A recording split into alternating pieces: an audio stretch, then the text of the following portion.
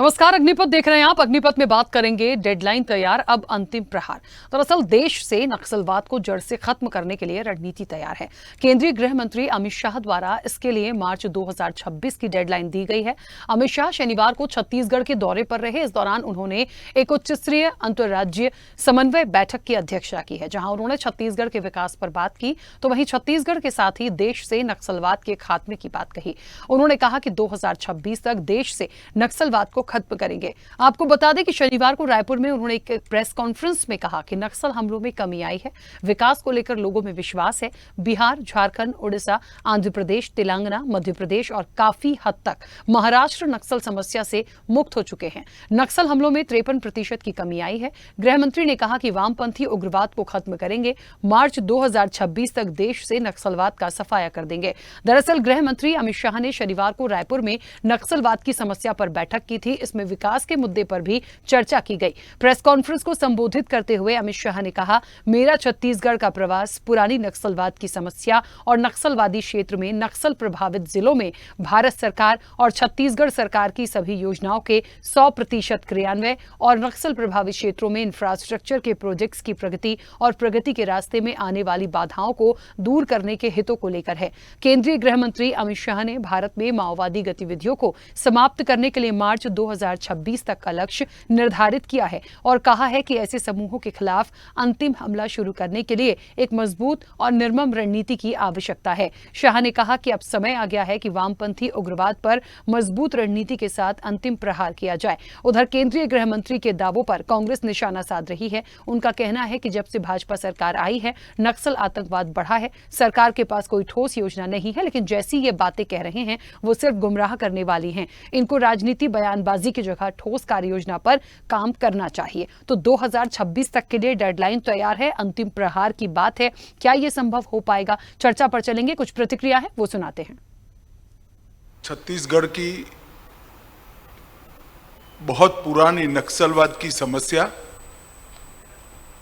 और नक्सलवादी क्षेत्र में नक्सल प्रभावित जिलों में भारत सरकार और छत्तीसगढ़ सरकार की सभी योजना का 100% सैचुरेशन और नक्सल प्रभावित क्षेत्रों में इंफ्रास्ट्रक्चर के जो प्रोजेक्ट है उसकी प्रगति और प्रगति के रास्ते में जो बाधाएं हैं इसको दूर करने के हेतु ये मीटिंग थी। और मैं मानता हूं मित्रों कि अब समय आ गया है कि वामपंथी उग्रवाद की समस्या पर एक मजबूत रणनीति के साथ, रूथलेस रणनीति के साथ अंतिम प्रहार किया जाए। जब से केंद्र में नरेंद्र मोदी जी के नेतृत्व में भारतीय जनता पार्टी की सरकार बनी, इस समस्या को चैलेंज के रूप में स्वीकार किया गया। मुझे विश्वास है कि ये हमारी लड़ाई अंतिम चरण में पहुंची है और हम देश को 2026 मार्च तक पूर्णतया नक्सल समस्या से मुक्त कर पाएंगे। भाजपा की सरकार बनने के बाद प्रदेश में नक्सल आतंकवाद बढ़ा है। निर्दोष और बेगुनाह लोग मारे जा रहे हैं। सरकार के पास कोई ठोस योजना नहीं है और केंद्रीय गृह मंत्री अमित शाह जी की जो यहाँ बैठक हुई है उसके भी सार्थक परिणाम अब तक सामने नहीं आए। कोई ठोस योजना इन्होंने प्रदेश के सामने नहीं रखा है और जिस प्रकार से दोनों गृह मंत्री के बयान में विरोधाभास है, जहां विजय शर्मा जी कहते हैं कि अगस्त माह तक 1200 नक्सलियों ने आत्मसमर्पण किया है, वहीं अमित शाह जी कहते हैं कि मात्र 540 नक्सलियों ने आत्मसमर्पण किया है। इससे ऐसा लगता है कि ये प्रदेश की जनता को गुमराह कर रहे हैं। प्रदेश में नक्सल आतंकवाद को खत्म करने के लिए कांग्रेस की सरकार ने विश्वास, विकास और सुरक्षा की नीति पर काम किया था, जिसके चलते नक्सली घटनाओं में लगभग 68% कमी आई थी। तो इनको ठोस योजना बनानी चाहिए और राजनीतिक बयानबाजी देने से। चलिए, तो डेडलाइन तैयार है, अंतिम प्रहार है और 2026 मार्च तक यदि नक्सलवाद को पूरी तरीके से खत्म करने की बात हो रही है तो क्या वाकई ये हो पाएगा? उसके लिए ठीक है, डेडलाइन तैयार की गई है, एक स्ट्रैटेजी बनाई जाएगी कैसे उस पर काम करना है। यदि सरकार इस दिशा में सोच रही है, आगे बढ़ रही है तो ये बहुत अच्छी बात है। लेकिन कहीं ना कहीं कांग्रेस ने जिस तरीके से आरोप लगाए हैं और सवाल उठाए हैं कि ये तमाम चीजें सबसे ज्यादा बढ़ी जब भारतीय जनता पार्टी की सरकार हुई, लेकिन शायद थोड़ा सा मुझे लगता है अतिशयोक्ति होगी कहने में, क्योंकि ऐसा नहीं है। छत्तीसगढ़ का जहां तक जिक्र करें या नक्सलवाद को खत्म करने की बात करें तो ऐसा तो नहीं है कि किसी की सरकार आई है तो ये घटना बढ़ गई हो या कम हो गई हो। उसका नाता तो हमेशा से रहा है। तो इन चीजों को आप कैसे रोक सकते हैं? मुख्य जड़ इन तमाम चीजों की क्या है? चर्चा पर चलेंगे। हमारे साथ मेहमान जुड़े हैं। सबसे पहले आपका परिचय करा दें। भारतीय जनता पार्टी का पक्ष रखेंगे अब से कुछ देर में गौरी शंकर श्रीवास, बहुत स्वागत उनका, फिलहाल हमारे साथ कनेक्ट नहीं है। नक्सल की जानकार हैं डॉक्टर वर्णिका शर्मा। वर्णिका जी आपका भी बहुत स्वागत है। और राजनीतिक विश्लेषक हैं सौरभ शर्मा। सौरभ जी आपका भी बहुत स्वागत है। मैं चर्चा की शुरुआत सबसे पहले, क्योंकि अभी भारतीय जनता पार्टी हमारे साथ नहीं जुड़ी है, वर्णिका जी आपसे करूंगी। मेरी आवाज पहुंच रही है? वर्णिका जी मुझे सुन पा रही हैं?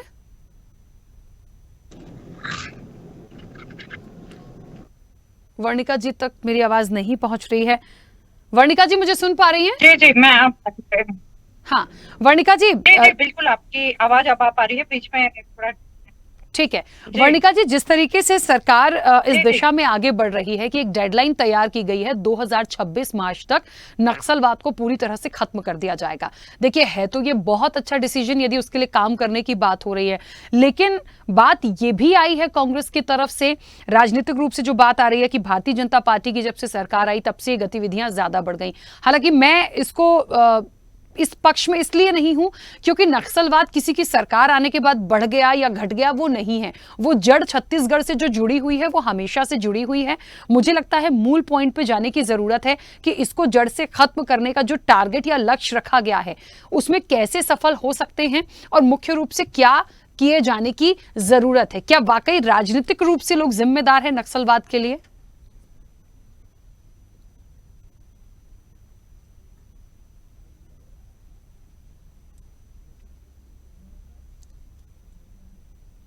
वर्णिका जी मैं नहीं सुन पाऊंगी, मुझे लग रहा है कुछ नेटवर्क इशू है। प्लीज एक बार फिर से आपको दोबारा से कनेक्ट करने की कोशिश करते हैं। हमारे साथ सौरभ जी, नमस्कार। सौरभ जी जुड़े हुए हैं। मैं गौरी शंकर बोल रहा हूँ। चाहिए गौरी शंकर जी भी हमारे साथ जुड़ गए। गौरी शंकर जी बहुत स्वागत चर्चा में जुड़ने के लिए। सवाल लूंगी आपसे, इसके पहले सौरभ जी मेरी आवाज पहुंच रही है आप तक? बिल्कुल बिल्कुल।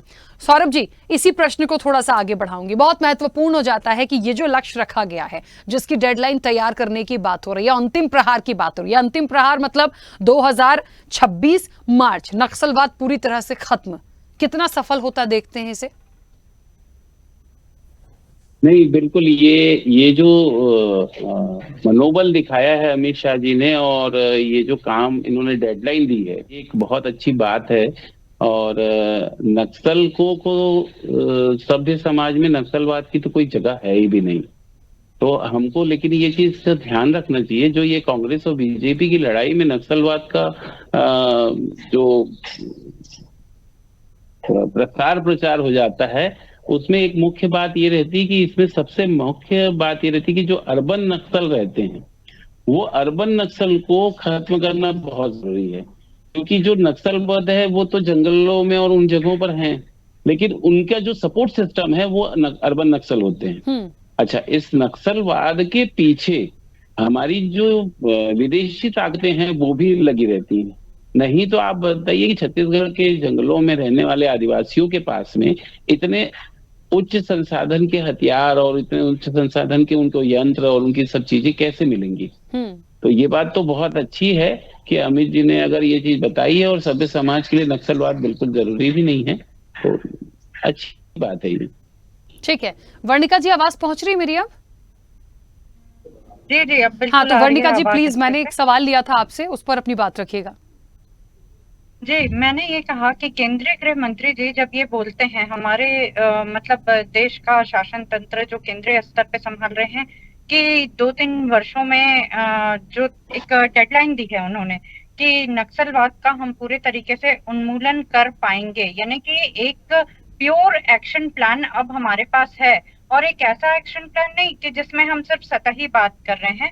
पिछले कई दिनों से जब इन माओवादी संघर्षग्रस्त क्षेत्रों के अंदरूनी हिस्सों में भी जाना हुआ है, तो मैं देखती हूँ कि वहां का हर युवा, हर व्यक्ति ये चाहता है कि जो विकास के बिसात या जो विकास मतलब बाहर के लोग देख पा रहे हैं, क्योंकि आजकल मोबाइल एक ऐसा तंत्र है जो गांव गांव के भीतर भीतर पहुंच चुका है।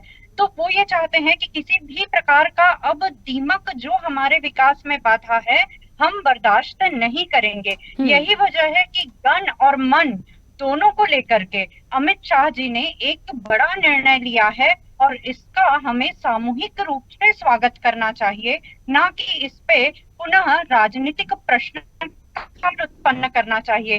क्योंकि नक्सल उन्मूलन का होना किसी एक विशेष वर्ग के लिए सेहतमंद नहीं है, ये पूरे राज्य के लिए बहुत अच्छे और प्रगति की बात होगी। पूरे राज्य ही नहीं बल्कि जो ज्वाइंट एक्शन प्लान हुआ है, इससे जो माओवादी दबाव में आकर के अन्य राज्यों में भाग जाते थे, एक परमिएबल मेम्ब्रेन भागने के स्थान के रूप में, छिपने के स्थान के रूप में उपयोग करते थे। ज्वाइंट एक्शन प्लान होने से हम बड़ी सफलता टैक्टिकल वे पे भी, सामरिकी के दृष्टिकोण से भी प्राप्त करेंगे।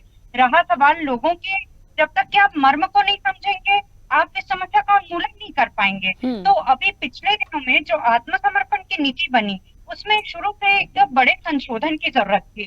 तो पिछले कुछ वर्षों में हमने देखा, पिछले कुछ महीनों में, कि ये जो पुनर्वास की नीति बनाई गई है, पहले क्या होता था, आत्मसमर्पण के समय में अक्सर माओवादी ये सोचते थे कि हम गन लेकर के एक निश्चित जगह में जाएंगे, एक पुलिस की ही नौकरी मिलेगी और वापस से हम गन पकड़ लेंगे। उस समय उनके मन में एक बड़ी दुविधा होती थी। कई महिला आत्मसमर्पित नक्सलियों से जब मेरी बात हुई, तो उनके मन में एक विशेष क्षोभ होता था कि हम अपना परिवार छोड़ के जा रहे हैं, आखिर कुल मिला के हमारी जिंदगी अव्यवस्थित है। अभी नई नीति के अनुसार उनको अपने मनचाहे स्थान पे जाने मिलेगा, साथ के साथ उनको अपने कौशल विकास के पर्याप्त अवसर मिलेंगे, उनको किसी थोपे गए स्थान पे नहीं रखा जाएगा, ना ही कोई थोपी गई नौकरी दी जाएगी, उनको कौशल विकास के पर्याप्त अवसर दिए जाएंगे। गढ़चिरौली में भी जब कदम उठाए गए थे दादा लोरा की खिड़की के माध्यम से, तो वहां भी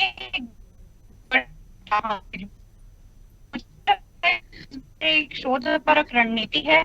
हम सबको मिलकर के स्वागत करना चाहिए। विपक्ष भी अपनी भूमिका सही समय पे सही तरीके से निभाए, परंतु प्रश्न उन्नति के लिए हो, प्रश्न बाधा उत्पन्न करने के लिए नहीं होने चाहिए हैं।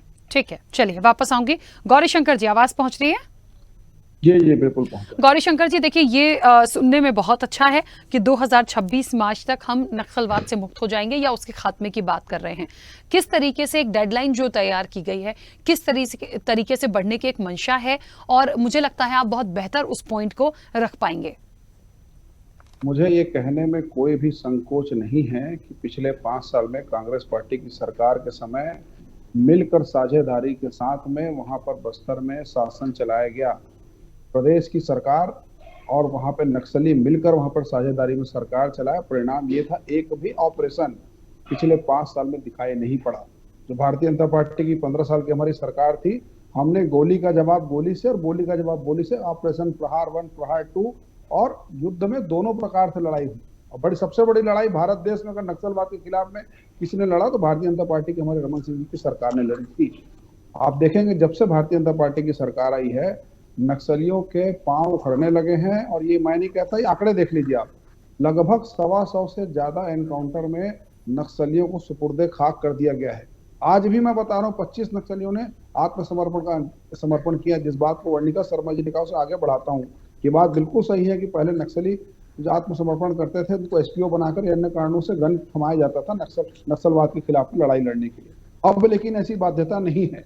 अब नक्सलवाद के जो लोग जो पीड़ित रहे हैं, वो जिस रूप में चाहे राज्य सरकार उस रूप में उनको रोजगार मुहैया करा रही है और मुख्य विचारधारा से जोड़ रही है। पिछले 5 साल में एक भी जिले का निर्माण कांग्रेस सरकार में नहीं हुआ। हमने छोटे छोटे जिले इसलिए बनाए ताकि राज्य सरकार की शासन प्रशासन की पहुंच वहां तक रहे। विकास से जोड़ना, रोजगार से जोड़ना, शिक्षा जोड़ना। दिल्ली में बहुत सारे आज बस्तर के आदिवासी बच्चे उच्च शिक्षा में प्राप्त कर रहे हैं, IAS IPS की तैयारी कर रहे हैं। तो भाई खाली आप लड़ाई लड़के आदिवासियों का वो नहीं जीत सकते। आदिवासियों का मन अगर आपको जीतना है तो हर प्रकार की विचारधारा से उनको जोड़ना है, मुख्य धारा में लाना है। इसी उद्देश्य के साथ ही दावा किया जा रहा है। लड़ाई भी लड़ेंगे, निर्णायक लड़ाई की ओर बढ़ चुके हैं। आज बस्तर में नक्सलवाद 2 से 3 जिलों तक सीमित है। और अंतिम लड़ाई जिस बात को माननीय गृह मंत्री जी ने कहा है कि अंतिम 1-2 साल के बीच में ये चीजें आपको दिखाई पड़ेगी, क्योंकि पिछले 6 महीनों में जो हमको रिजल्ट मिले हैं, जो सुरक्षा बलों ने जिस प्रकार के अदम्य साहस का परिचय दिया, तो निसंदेह यही सबसे बड़ा हमारा दावा है कि लोगों का भी हमको साथ मिल रहा है। बस्तर के लोग जितने भी आदिवासी वर्ग है, सबका साथ मिल रहा है। प्रदेश में स्वयं एक आदिवासी मुख्यमंत्री यहाँ पर है, उनके नेतृत्व में प्रदेश आगे बढ़ रहा है। तो नक्सलवादियों के पांव उखड़ने तो लाजमी है, और नक्सलवाद एक विचारधारा को समाप्त करने के लिए सिर्फ सरकार नहीं, आम जनों को भी इस पर जोड़ना पड़ेगा। इसीलिए नित नई योजना हम ला रहे हैं। अभी नियत नीला नार के नाम से एक नई योजना हमने यहाँ पर लाई है, जिसमें आदिवासियों को, उनके बच्चों को शिक्षा से, अन्य रोजगार से जोड़ने का हम काम कर रहे हैं। तो निसंदेह जो लड़ाई होगी उसमें जीत भारतीय जनता पार्टी की होगी, और ये कहीं इसको कहने में मुझे कोई गुरेज नहीं।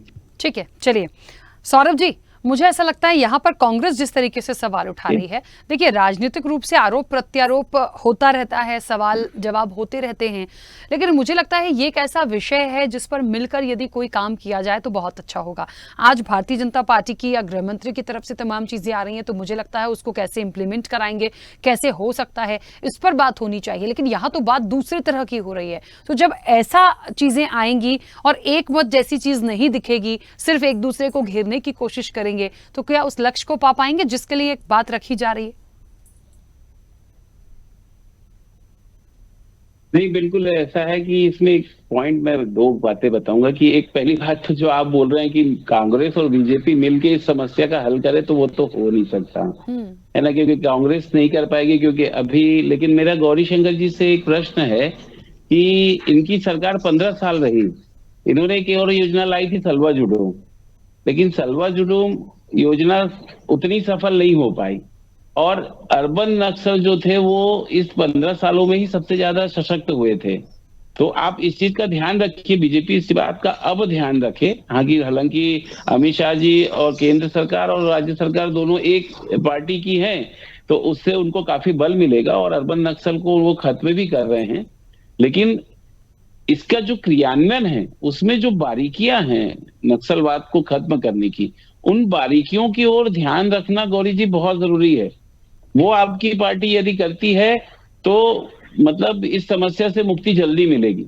नहीं तो हम इस बात से इनकार नहीं कर सकते कि 15 साल का समय किसी भी शासन के लिए बहुत बड़ा होता है, लेकिन बीजेपी की रमन सिंह की सरकार ने उन 15 सालों में तलवा जुलूम छोड़ करके और इस नक्सलवाद की समस्या में अथाह पैसे का प्रवाह करके जो रिजल्ट पाना था वो रिजल्ट नहीं पा पाया। ये प्रश्न खड़ा है गौरी जी, इसको आप इनकार नहीं कर पाएंगे। जवाब दीजिए गौरी शंकर जी। हाँ, देखिए ऐसा है कि सबसे बड़ी लड़ाई जिस बात को मैंने कहा कि हमने लड़ी, और युद्ध में वार दोनों तरफ से होता है, कभी हम हताहत होंगे, कभी वो हताहत होते हैं। और जितने भी कम्युनिस्ट लोग हैं, माओवादी लोग हैं, उनका एक बड़ा बुद्धिजीवी अर्बन नक्सली के रूप में आज भी बहुत सारे संस्थाओं में विद्यमान है, चाहे वकील हो, चाहे प्रोफेसर हो, चाहे अन्य सामाजिक कार्यकर्ता के रूप में वो लोग कार्य कर रहे हैं। सलवा जुडूम एक हमारा प्रयोग था, उसको हम असफल नहीं मान सकते। माननीय न्यायालय का उसमें निर्देश था, उसका हमको पालन करना पड़ा, हमारी बाध्यता थी, लेकिन हम उसमें फेलियर नहीं थे। हमने आदिवासियों को उनकी रक्षा करने के लिए और नक्सलवाद के खिलाफ में लड़ाई लड़ने के लिए खड़ा किया था। उसी का आज वो जो पौधा हमने लगाया था वो आज वृक्ष बना।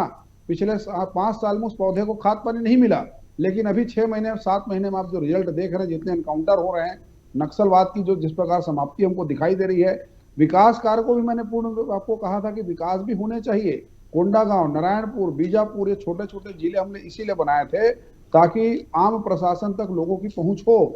मैं आपको बताना चाहता हूँ, दंतेवाड़ा वो जिला था जो 100% प्रसव कराने में हम सफल हुए।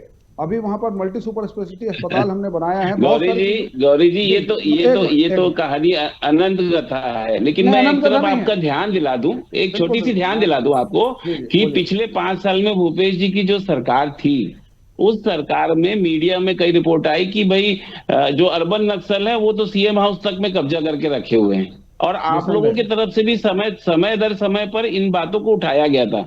लेकिन बीजेपी की ओर से ऐसा कोई मतलब मजबूत विरोध प्रदर्शन नहीं किया गया कि भाई जब आपको ये पता है कि अर्बन नक्सल इतने अंदर तक हैं, तो आपको सबसे पहले ये कि उनका जो सिस्टम है नक्सलियों का, उनको जो ऑक्सीजन मिलती है वो अर्बन नक्सलियों के थ्रू मिलती है, उसको खत्म करना जरूरी था, उसके लिए विरोध करना जरूरी है गौरी जी। सौरभ जी, मुझे वो दिन भी याद है कि बीजापुर में एक बड़ा मुठभेड़ हुआ था, 17 जवानों की लाशें पड़ी हुई थी और यहाँ के मुख्यमंत्री भूपेश बघेल जी असम में चुनाव प्रचार कर रहे थे। 3 दिन तक वो लाशें पड़ी हुई थी। भूपेश जी ने तो अभी जो लोग मरे थे उनपे इतना गैर जिम्मेदाराना बयान दिया था कि पूछिए मत। देखिए, मुझे लगता है राजनीतिक रूप से, मैंने पहले ही कहा, राजनीतिक रूप से यदि इस चर्चा को लेकर हम जाएंगे तो वो चर्चा इतनी चली जाएगी कि वो सच कह रहे हैं, बहुत लंबी कहानियां कड़ियां जुड़ी हुई हैं। महत्वपूर्ण ये है कि जिसके खात्मे की बात हो रही है, अब उसमें आगे क्या और अब तक भी क्यों नहीं हो पाया। देखिए, मंशा नहीं थी, कर नहीं पाए, हो नहीं पा रहा। बहुत सारे एक अभियान ऐसे चलाने की जरूरत पड़ी, रोकने की कोशिश तो की गई, लेकिन फिर भी आज खात्मे की बात हो रही है। वर्णिका जी, आप तो क्योंकि नक्सल की जानकार है, मुख्य रूप से मुझे ऐसा लगता है, देखिए 2 बातें होती हैं। आत्मसमर्पण कराने के लिए और उनको एक अलग लाइफ में लाने के लिए ठीक है, सरकार यदि कोई प्लान लाती है, अभियान लाती है, वो एक ठीक है। क्या वो 100% इंप्लीमेंट हो पाता है? नहीं होता। ये आप भी जानती हैं, मैं भी जानती हूँ। तो ऐसे जो नक्सली हैं या जिनका एक गढ़ बना हुआ है, जिनकी एक जगह बनी हुई है, वो उस चीज से यदि आना ही नहीं चाहते हैं तो फिर उसका खात्मा करने के लिए बहुत एक पूरी प्लानिंग करनी होगी। आप ऐसे डायरेक्टली जाकर कुछ भी कर देंगे और सब खत्म हो जाएगा, नहीं हो सकता। शायद इसीलिए 2026 तक की डेडलाइन को लिया गया है। लेकिन मुझे याद है एक बार और आप एक चर्चा में जुड़ी थी मेरे साथ और आपने कहा था उन लोगों को बहुत डेप्थ में जाके लगातार जो प्रचार होते हैं, वहां के जो दौरे होते हैं, वहां की चीजों को बारीकी से समझने की जरूरत है कि कैसे आप उनको उस चीज से निकाल सकते हैं।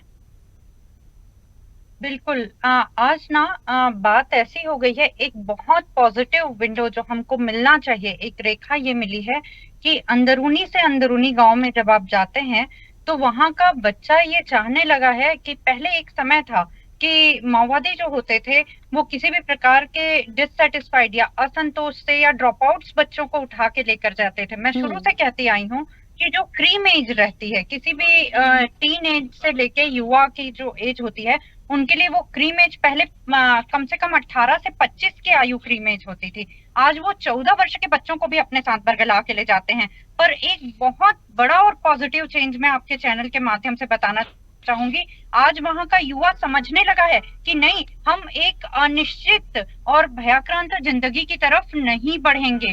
अब हमको एक पॉजिटिव चेंज की तरफ आगे बढ़ना है। और एक चीज अच्छी हुई है कि कैंप पहले या किन्हीं सुविधाओं के लिए बहुत दूर 20-30 किलोमीटर कैंप के लिए चल के आना होता था। अब प्रत्येक जिले में कम से कम में 12 किलोमीटर की रेंज में माओवाद पीछे खिसक गया है।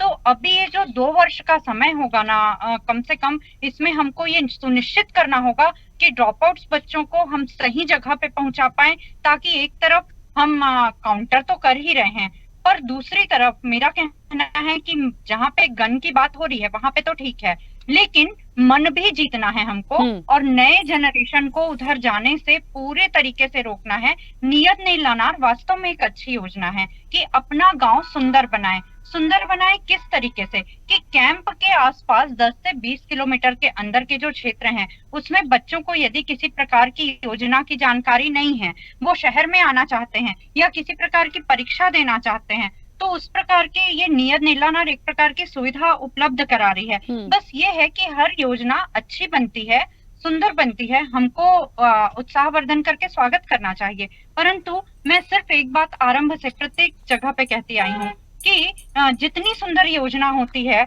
उसका मॉनिटरिंग भी प्रॉपर होता रहे और हम सभी चाहेंगे कि हमारे राज्य से इस प्रकार की समस्या का उन्मूलन हो। रहा सवाल किसी भी प्रकार की अन्य समस्या का, तो अब वो समय आ गया है कि प्रत्येक आम जन की सहभागी भी इस प्रकार की योजनाओं में होनी चाहिए। वर्णिका जी, रोकूंगी मैं क्योंकि समय हो गया। आप सभी का बहुत शुक्रिया इस चर्चा में जुड़ने के लिए। नक्सलवाद को खत्म करने की एक बात हो रही है, डेडलाइन तैयार हो गई है, एक तरीके से इसको कहते हैं कि अंतिम प्रहार है। अब इसे इंप्लीमेंट कराने की बात है, कैसे जाना है, कैसे करना है। राजनीतिक रूप से भी मुझे लगता है एक साइड में तमाम चीजों को रख के इसको वाकई यदि नक्सलवाद को खत्म करेंगे तो वाकई में छत्तीसगढ़ के लिए और धीरे धीरे दूसरी जगह भी जब ये चीजें पहुंचेंगी, ये मैसेज पहुंचेगा, तो एक अच्छी पहल कहीं ना कहीं दिखती है। चर्चा में इतना ही। बने रहिए स्वदेश न्यूज के साथ। सबसे पहले देश।